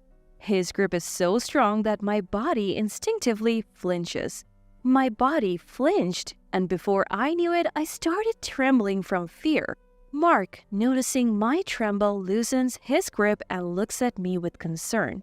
Upon closer look, Mia, why do you look like that? Has Olivia and Johnson done something to you? Mark? Mark looks at me with concern, not the anger I had anticipated. I also look up in surprise, and his warm gaze makes my tense body relax a bit. I'm sorry, Mia. I had no idea what you were going through when I was not at home. Still not fully understanding the situation, Mark bows deeply to me. I panic at the sudden turn of events and tell him to look up. Emma, a relative who saw this, speaks with concern. Mia, has Olivia and Johnson been bullying you all this time? How did you know? They just admitted it. They said they have been making you do chores. When I looked at Olivia, she was crouching on the ground holding her cheek. Johnson stood next to her looking concerned. So what happened? I was asking Olivia and Johnson why I didn't see you at the funeral. Then they started mocking you, calling you just a housekeeper. And then Mark got so mad that he slapped Olivia. I was surprised by Emma's awkward smile and turned my gaze towards Olivia's cheek. Her cheek was slightly red from the slap and she was covering it with one hand to hide the redness and pain. However, Mark was still glaring at Olivia and Johnson as if he wasn't done yet. What's the big deal? It's true. She came here to take care of me and she can't even handle the household chores. She's nothing but a nuisance. How can I call someone like that family? What do you mean, not family? What nuisance are you talking about? What has Mia ever done? Well, that's... She can't even cook properly, and she moved in to take care of Mom but causes her nothing but trouble. Johnson cut in, unable to watch anymore. However, that just made Mark even angrier. Johnson, has Olivia's cooking ever been good? How bad do you think it is? Marx's unexpected words froze the atmosphere. He continued, the food is terrible, the ironing is poor, and the cleaning is sloppy. The only thing I'm grateful for is that she gave birth to and raised Johnson. There is nothing else. Marx's explosive words wouldn't stop, as if he was venting decades of frustration. Mia's cooking was always so delicious. Johnson, you've been raised by Olivia, so of course, you have no taste. The public lecture unfolded in front of all the relatives. Olivia's face turned redder and redder with shock and humiliation. Johnson also blushed from shame and embarrassment, hiding behind Olivia. That our home is still standing is proof enough that Mia is doing a great job. Can you even be grateful for someone who can't have children? Well, it might not even be my fault. With that, Mark swung his fist down onto Johnson's head with full force. What are you doing? I never thought I would seriously swing a fist at someone at this age. Good thing I'm not 10 years younger. I would have cracked your skull. Saying that, Mark shook his fist as if to lessen the pain. The medical results are out. What nonsensical things are you saying? Well, maybe we can't trust that doctor. So, you want to get a second opinion? If the results are the same, how are Olivia and Johnson planning to take responsibility? As Mark screamed these words, Olivia looked too timid to retort. Johnson's wife is truly a good person.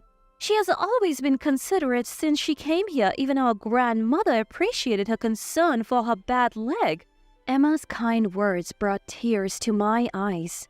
For the first time in my life where it seemed no one would ever help, a glimmer of light appeared. Then Mark took a deep breath to calm himself and spoke. I am quitting my volunteer job and coming back home. I can't leave it to Olivia and Johnson anymore. I won't allow any more harm to come to Mia. Understood? With those stern words from Mark, Olivia and Johnson nervously replied, settling the tense atmosphere. After that, Mark quit his job and started staying at home. Don't worry about taking care of Olivia. I've got this. Use this time to focus on yourself. He reassured me, and since then, I have been able to have some me time, and my stress levels have dropped. Johnson seems to be scared of Mark, but he's become really kind to me too. Still, I can't help but worry about what would happen if Mark were no longer here. But it seems Mark had already thought of that, saying, if anything happens to me, you can count on our relative Emma. And Emma told me you can rely on me anytime, giving me the comfort of knowing I'm not alone, and I started to find my smile again. I'm Maya, 35 years old. I work part-time to support my busy husband while also being a homemaker. My husband, Sam, is a bit older than me and is a laid-back kind of person. We've been together for over 6 years and we've hardly ever had a real fight. Both of us moved from rural areas to the city, so our parents live quite far away. I first met Sam's family when we went to formally announce our engagement. We didn't see much of each other after that because we quickly had our engagement and wedding ceremonies. There were no issues during that time. In fact, my mother-in-law Karen and sister-in-law Maribel seemed delighted, saying things like, "We're so happy our son is marrying such a lovely girl." My parents were also relieved by how well things were going. I remember that my parents were also relieved to see that. I thought I was getting along well with my in-laws, but I started to suspect something was off during our first extended holiday visit after getting married. Karen had called beforehand to ask, "I'd like to prepare some special dishes. Could you tell me what you like and dislike?" Touched by her thoughtfulness, I told her, "I love fish, but I'm not a fan of shellfish." However, the dinner on the first day of our visit was all about shrimp and crab, my least favorites. I was surprised but assumed Karen had misunderstood. It's not like I'm allergic. Sam even said, "Maya doesn't like shellfish, so let's have something else tomorrow." Karen apologized, saying, "I'm sorry I misunderstood when you told me over the phone." But while I was busy helping Sam with his crab, I looked up and saw Karen smirking at me. That's when it hit me. Was she doing this on purpose? After Sam's comment, no shellfish appeared during our stay. But neither did any fish dishes. Then came the next extended holiday. Again, Karen called to ask about my food preferences. Remembering last time, I said, "I like anything except shellfish." While shellfish was served, other dishes were also available, so it wasn't a big deal. But during our stay, I noticed other annoying things. Like the water heater being turned off while I was in the bath, or footprints on my boots. When I asked Karen, she gave vague excuses like, "I didn't know you were in the bath." or I accidentally stepped on them. I wasn't convinced, but before I could say anything, Mirabelle, who's close to Karen, glared at me saying, "Are you saying Mom did this on purpose?" Behind her, Karen acted as if she were the victim. Even my usually clueless father-in-law Leroy said, "Is something wrong with Mom?" That's when I knew for sure. This was harassment. During the next extended holiday, I was reluctant to visit Sam's family. I told Sam, "Karen is being mean to me." "Really? My mom?" Sam, even more clueless than me, couldn't believe it. I remembered what Leroy had said last year. I think Karen won't like it, though.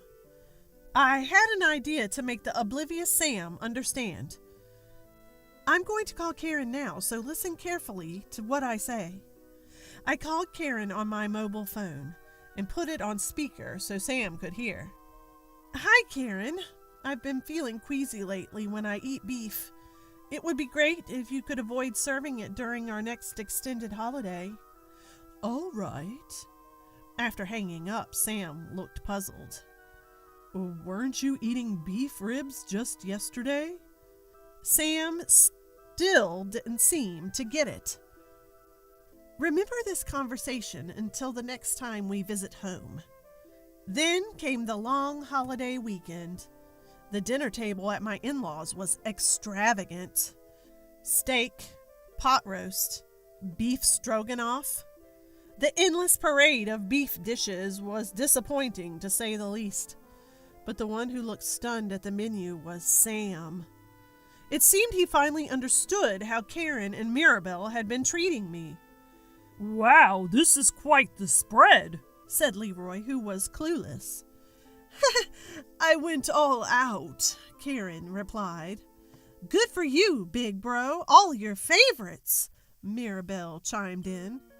Karen and likely co-conspirator Mirabelle exchanged knowing smiles. I was pondering how to address the situation when Sam beat me to it. He grabbed my arm and stood up. "Mom, so you really have been harassing Maya." Karen and Mirabelle panicked at Sam's unexpected change of tone.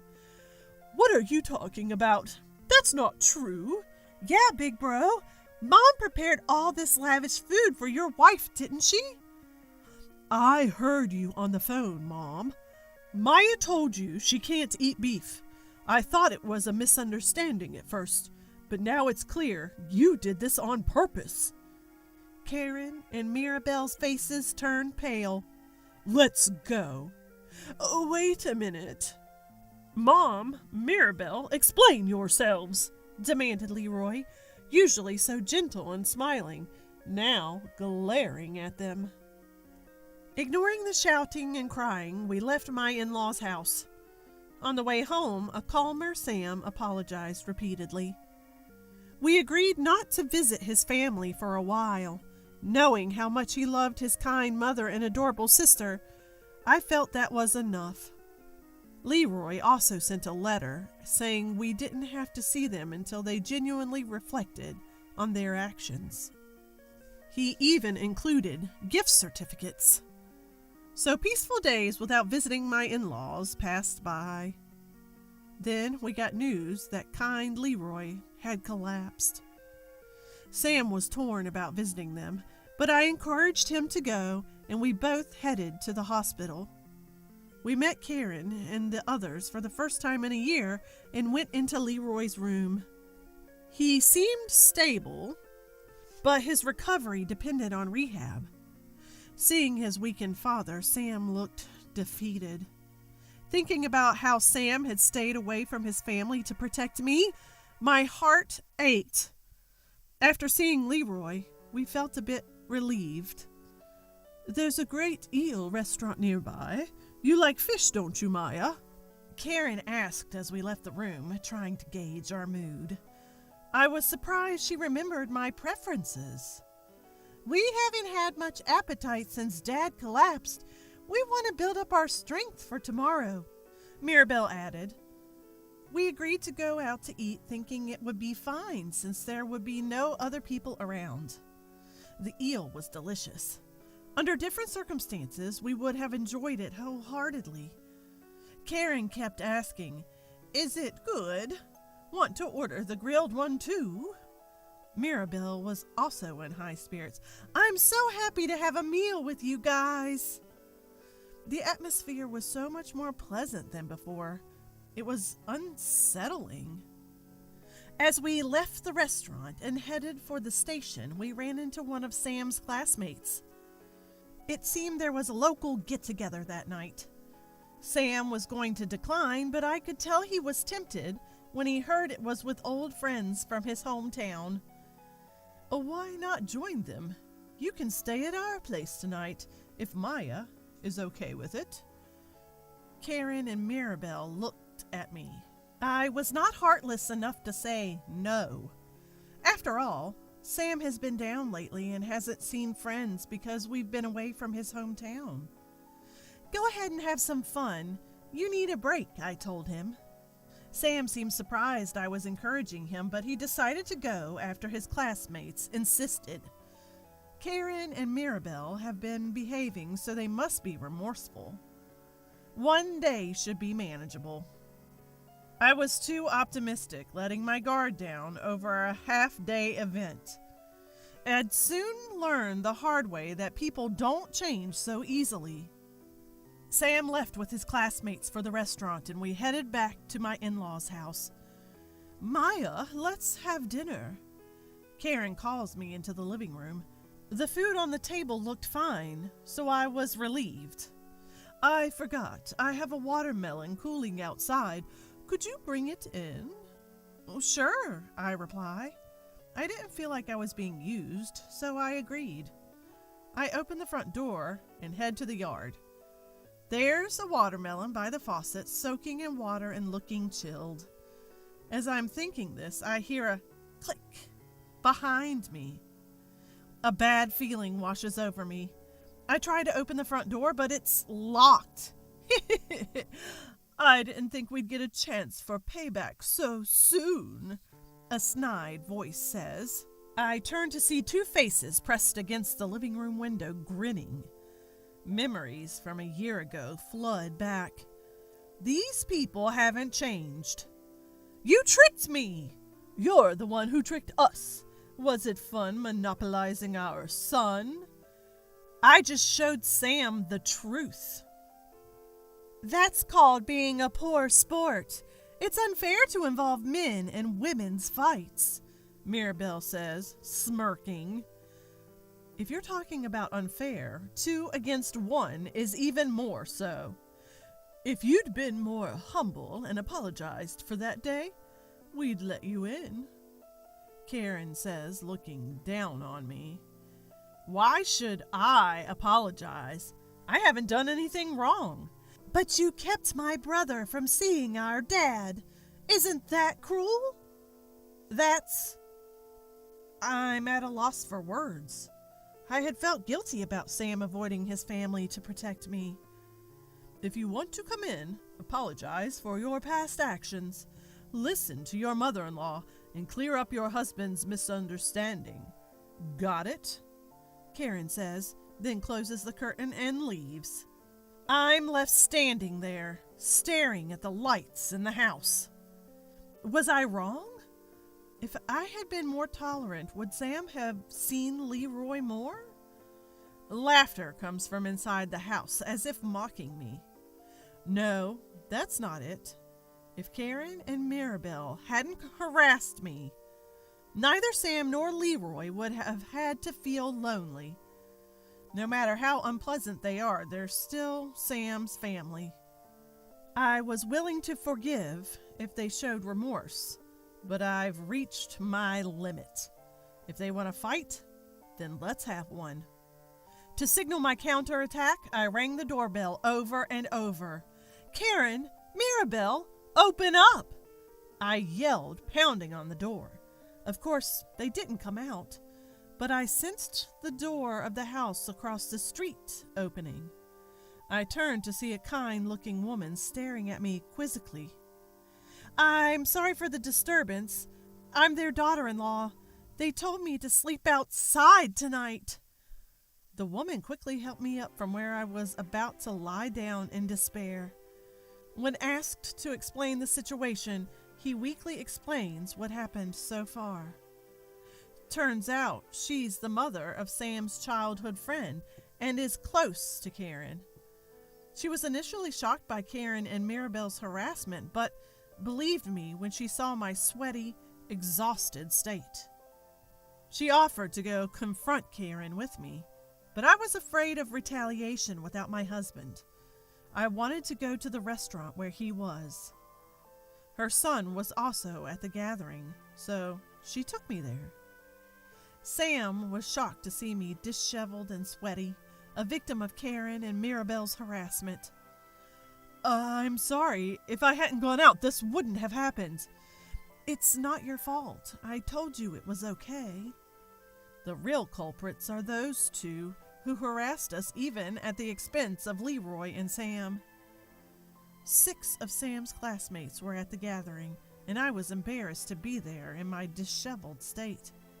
But they were all kind, getting angry on my behalf and comforting me. They even ordered food and beer for me, which revitalized my tired body.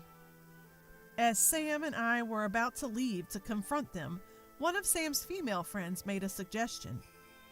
The plan was for me to stay at her place while Sam returned home alone. When Sam asked, "What about my wife?" the idea was to gauge their reaction. It seemed like a good way to collect evidence and assess their level of remorse, so Sam and I agreed. Around 11 p.m., the gathering broke up. I stayed at Sam's friend's house while he returned home. The next morning, as planned, I returned to find Sam at the front door. Next to him stood a deflated Karen and Mirabelle.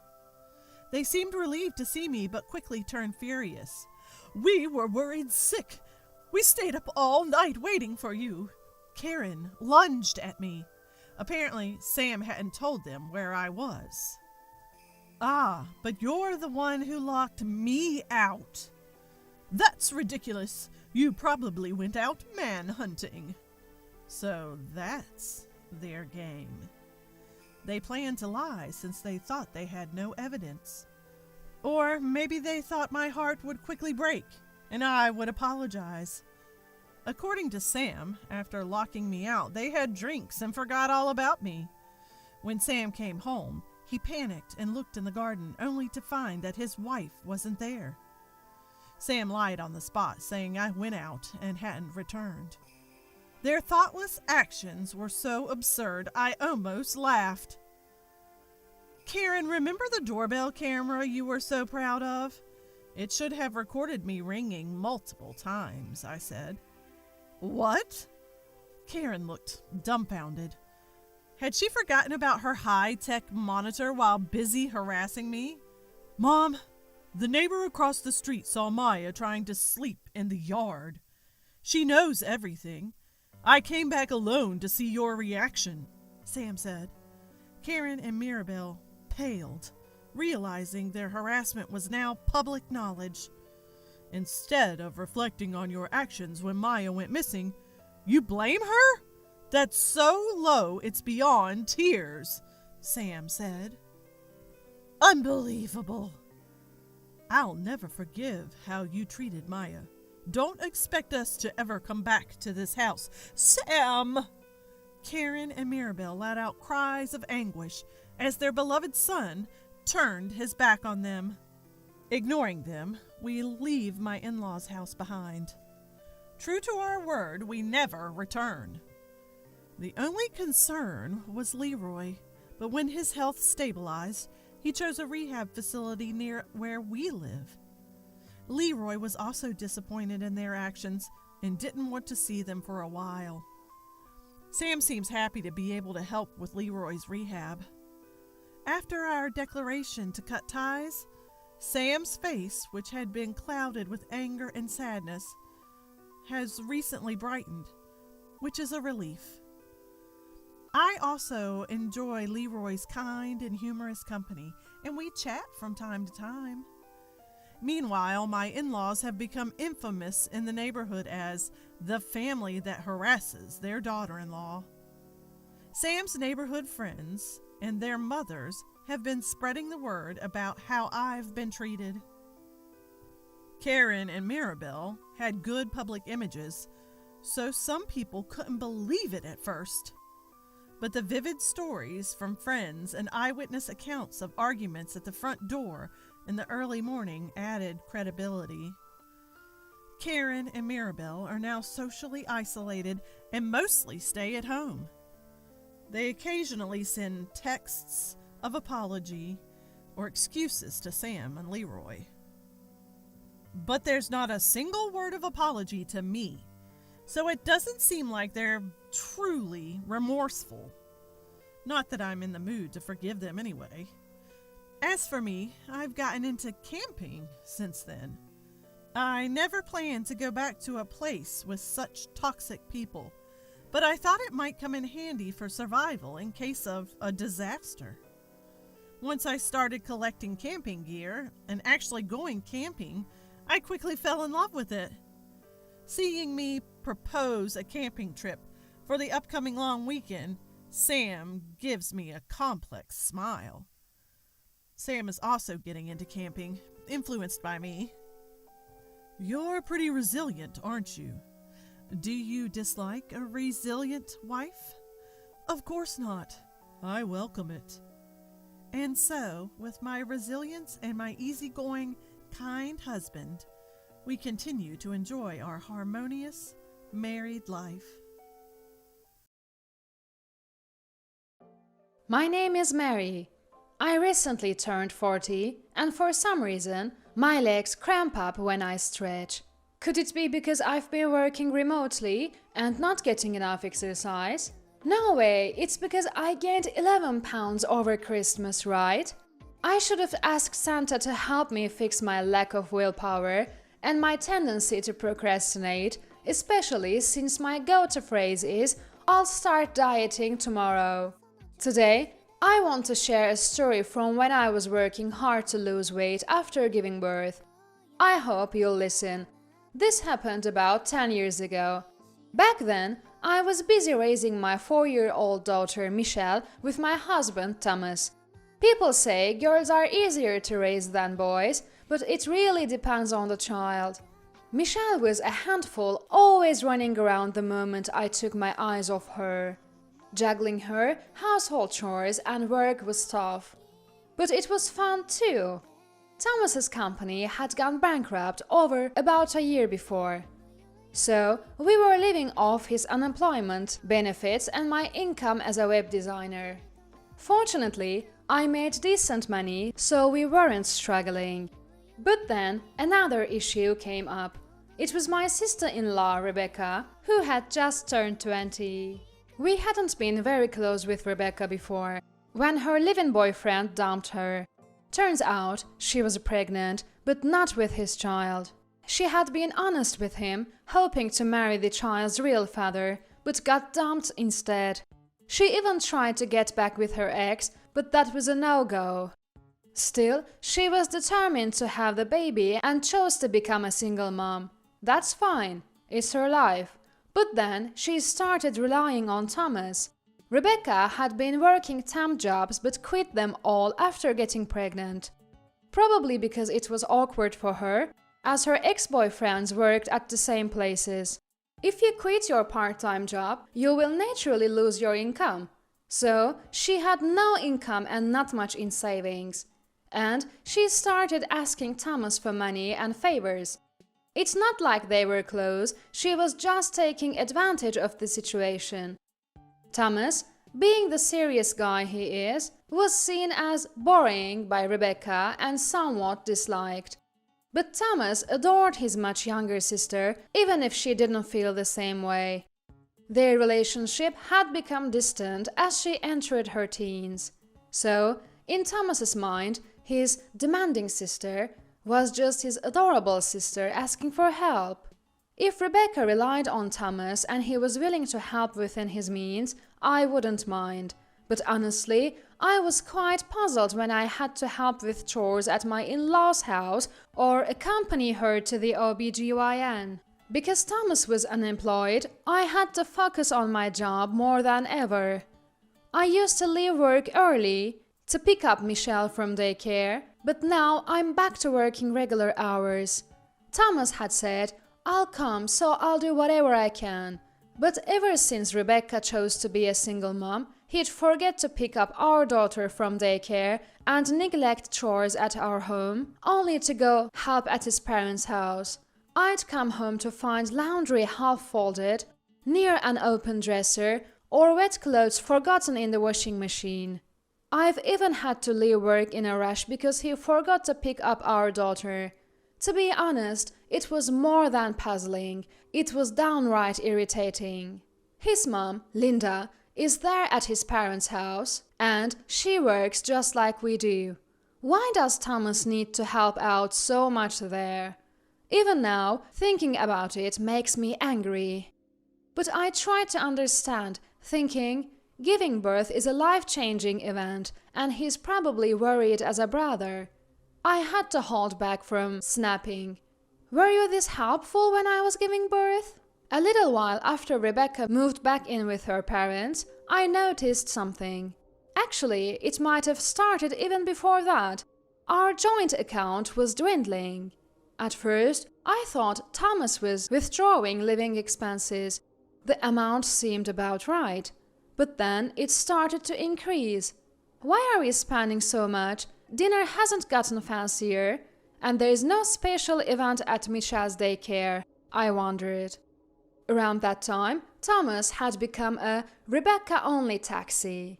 To use an old-fashioned term, he's a handyman. He'd drive her not just to the OBGYN, but also for local shopping, to a new mall, to the movies she wanted to see alone, and even to dates with new guys. I did think, why are you happily driving your pregnant sister to dates?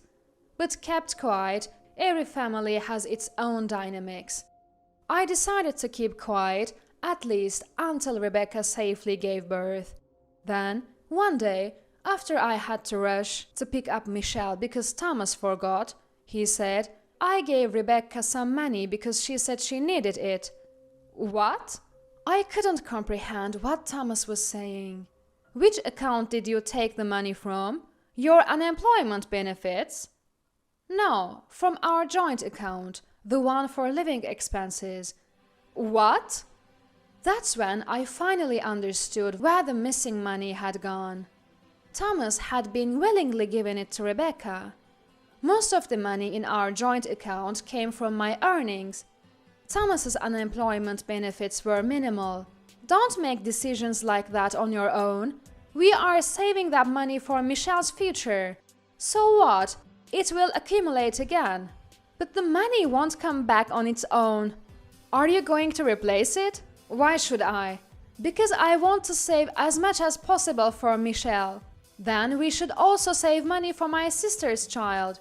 Rebecca can't earn money right now, so it's okay for us to support her, right?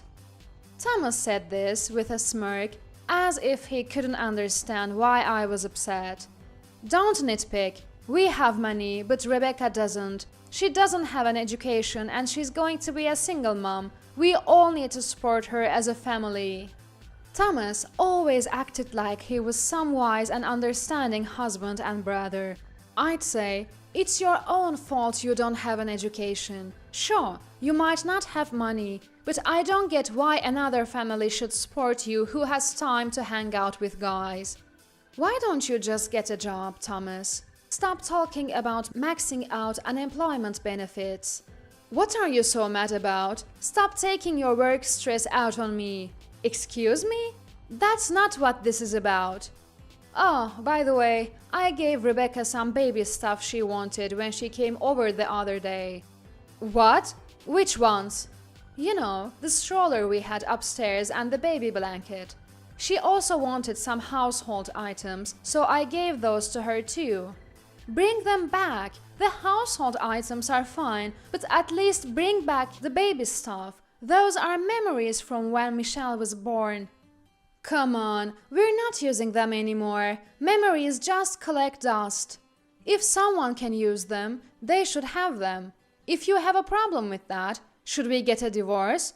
Is that what you want? For a moment, I was speechless at Thomas's harsh words. I had been thinking we'd use the stroller and baby blanket again if we had a second child. But maybe he's right. Maybe we won't use them again. That's what I thought. Fine, sign this. What I pulled out of my bag was a divorce application. Just a week ago, I had impulsively picked it up at the city office, tired of Thomas's excessive affection for Rebecca. I can get a divorce anytime. We have a child, so it's not just about me. Let's cool down. I had been carrying it around as a sort of emotional support, never thinking I'd actually use it. Thomas was momentarily shaken, but then snapped, "If you're going to act like that, let's get a divorce," and signed the divorce application. 3 months have passed since the divorce. For the first month, I had days when I cried, thinking all this over something so trivial. But by now, I was completely over it. I did the right thing dumping a jobless, sister-obsessed husband, I thought. Then, out of the blue, Thomas contacted me on my mobile phone. He said he wanted to talk about Michelle's child support. Since we had agreed he would increase the monthly payments once he got a job, I thought maybe he had found work and agreed to meet. But when Thomas showed up at the restaurant, he looked terrible. He was wearing an old t-shirt, worn-out pants that looked like the elastic had given out, and flip-flops. Thomas should have been living at his parents' home with Rebecca and Linda, so what on earth happened? He certainly didn't look like someone who had landed a job. Seeing my puzzled expression, Thomas quickly spoke up. "Please, let's live together again." "Are you serious?" I divorced him because I thought he was nuts, but this time I couldn't help but wonder, is he okay upstairs? Who in their right mind would live with their ex-husband again? What a chore. I know, I'm asking something crazy. No, it's not just a little crazy, it's very crazy. You're right, but you're the only one I can turn to. What do you mean? I got kicked out of the house by Rebecca, my sister. I'm sorry. I laughed. Why? I ran out of unemployment benefits, have no job, and can't pay you child support. I'm broke. Makes sense. Anyone would toss out a wallet that's not good. Thomas was visibly downcast by my casual response of, "I see." But to me, it was all within expectations. I never thought he'd come crying to me, but I did think that the longer he went without finding work, the more likely this would happen. After all, Rebecca never really liked Thomas as a brother. She was just relying on him because he had money. Wait a minute, though. During our divorce, Thomas didn't cheat or anything, so I didn't get any alimony, just child support. I kind of wanted to get back at him. Is this my chance? A wicked thought crossed my mind. You must be hurting. You were so kind to her, and yet Rebecca is so cold to you. Exactly. I feel like she's repaying kindness with ingratitude. The baby is due soon. But I have no intention of helping her anymore. Right, you should stick to that. You've been trying hard, Thomas. You're the only one who understands that. Really? Linda doesn't get it? Mom says I'm the fool for letting Rebecca push me around. I almost spit out my coffee at his mom's spot on command, but I coughed to cover it up. Thomas is earnest, which is good, but it also narrows his perspective. Linda probably sees through that, and that's why she's not helping Rebecca. Linda is right, Thomas is the fool here. But kind-hearted me won't say that. Wow, that's harsh. No one sees the effort you're putting in, Thomas. Exactly. Mom and Rebecca can't see things clearly. That's why Rebecca falls for the wrong guys and why Mom ended up divorcing Dad. You're the one saying that after causing our divorce? But you're the only one who really understands me. I'm sorry for all the arguments and for mentioning divorce. I almost blurted out. Thanks, I'm having a blast now. But held my tongue. I quickly changed my smile to a more solemn expression. How about we give it another try? Yeah, let's become a family again. Just as I thought, everything is going according to plan. That's when it happened. No way! Michelle, sitting next to me, started crying loudly. Dad never picks me up from daycare. I'm tired of waiting. I want Mom, only Mom. Caught off guard by Michelle's words, Thomas turned pale. To be honest, Michelle often says, I don't need a dad who won't even pick me up. So I knew she would resist if Thomas tried to reconcile. That's why I led him to consider reconciliation. If Thomas had said, let's reconcile, Michelle wouldn't have understood the word and the rejection wouldn't have been so smooth. Because Thomas used words Michelle could understand, she got his point and rejected him with all her might. Good job, Michelle. It's probably harder for Thomas to be rejected by Michelle than by me. But man, if Thomas had used words Michelle didn't understand to propose getting back together, this plan might not have worked. It was a bit of a gamble, but I'm glad it paid off. Thomas cautiously approached the crying Michelle. It's Dad. I don't have a dad anymore, and my dad wasn't like this. You're not my dad. You're gross. I hate you. What? I'm your dad. I'm not some old man. My dad didn't have seaweed all over his mouth. Gross. Apparently, Michelle sees Thomas's scruffy beard as seaweed. Makes sense. He used to shave when we lived together. Wait, Michelle, look closely. It's your dad. Come here. Ah! A bad man is here! He's going to take me away! Thomas was taken aback by Michelle's genuine cries, a mix of shrieks and wails. Did you switch careers from dad to suspicious person, Thomas? Stop joking and explain to Michelle that I'm her dad. I won't do that. You're not her dad anymore.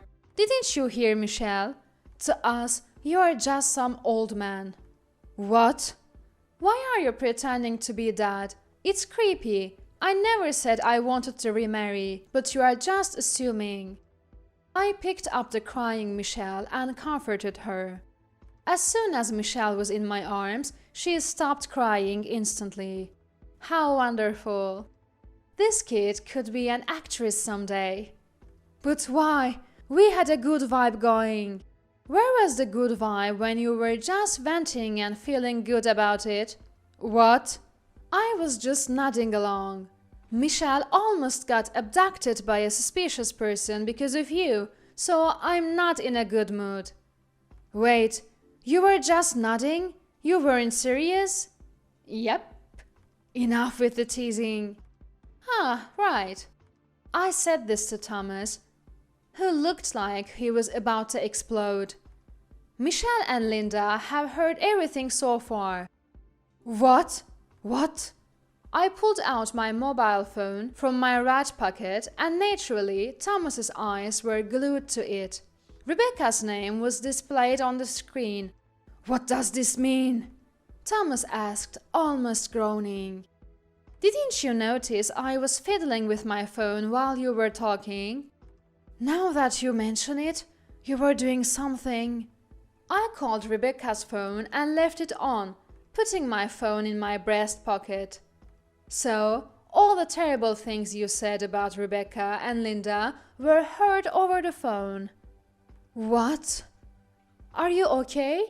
You said quite a lot about Linda and the others. like they can't see things clearly and fall for the wrong guys. Thomas turned pale at my words. Just then, Rebecca's voice came through the phone, berating Thomas. "Enough is enough!" I quickly switched the phone to speaker mode and asked, "Ah, Rebecca, did you hear all of that?" "It's all clear," Linda responded. "Really? What a useless brother! Don't ever show your face again." "I raised you and Rebecca better than this. Maybe it's time to distance myself from you to cultivate that insight you claim to have." Thomas's face turned even paler at Rebecca and Linda's words. "No, that was just a subtle nuance in my words. Why, Rebecca is also at fault. She used me." "Maybe so, but you did it willingly. It's your responsibility. If you're going to complain, you shouldn't have done it. It's uncool." "What?" Thomas was at a loss for words at my response, but his silence probably meant he understood somewhere deep down. After pondering for a while, Thomas asked again, "So, are you serious about not remarrying?" "Well, it seems he can't go back to his parents, and I'm his last hope as an unemployed man. Marriage isn't something you can easily return to, just like our baby supplies won't come back from Rebecca. You've lost not just your marriage, but also your family home. Maybe this will teach you to be more aware of your surroundings." Thomas hung his head in silence. Finally, he seemed to realize the gravity of what he'd lost and what he'd done. In the end, he simply said, "I'm sorry, it was my fault," and bowed his head without asking for a remarriage. Fast forward 10 years. Rebecca chose the path of a single mother, but failed in 2 marriages. Thomas, after a long period of unemployment, was taken back into his parents' home by Linda. He eventually found a job, but got manipulated by Rebecca again when she returned home after her second failed marriage. He is a lost cause, incurable. Now, most of his salary goes to child support for me and contributions to Rebecca and her children. He doesn't work for a big company, and his take-home pay is small. He can't even save money, so we might see that ragged Thomas again soon. I'm glad I divorced him. As I've said, he is incurable. As for me, Michelle has grown up a bit, and the sudden fevers she used to get have decreased, allowing to me work energetically. Thanks to that, I've reached a leadership position at work. It's hard for housewives to climb the corporate ladder, and even if they do, the scrutiny is harsh just because they're women. So, my career progress is considered exceptional. It was tough, but I'm glad I stuck with housework, childcare, and my job. From now on, the plan is to live life without forgetting to smile, just Michelle and me.